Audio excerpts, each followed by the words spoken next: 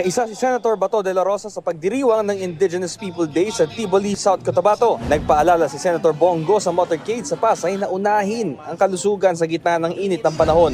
Kasama niya si Willie Revillame na namahagi ng jacket at t-shirt sa mga naroon.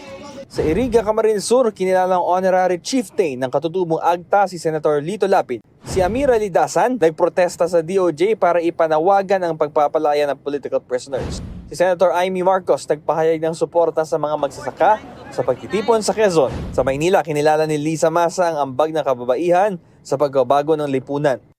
Si Representative Arlene Brosas idiniin ang pagpapalakas sa boses ng kababaihan. Sa Davao de Oro, inihayag ni Manny Pacquiao ang kahalagahan ng pagkakaisa para sa pagunlad. Sa Cavite, kinilala ni Ariel Querubin ang anyay kabayanihan ng security guards.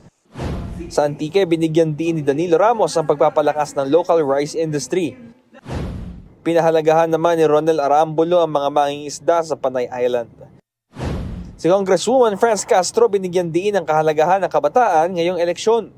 Presyo ng bilihin ang tinalakay ni Senator Francis Tolentino sa mga tindera sa palengke sa Caloocan. Sa Palawan, nangako si Camille Villar ng dagdag suporta sa SK at Liga ng mga barangay.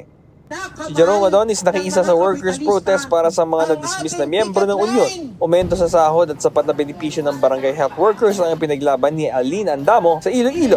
Si Abby Binay bumisita sa General Trias, Cavite kung saan sinalubong siya ng mga lokal na opisyal. Nag-motorcade rally si Senator Ramon Bong Revilla sa ilang bahagi sa Quezon.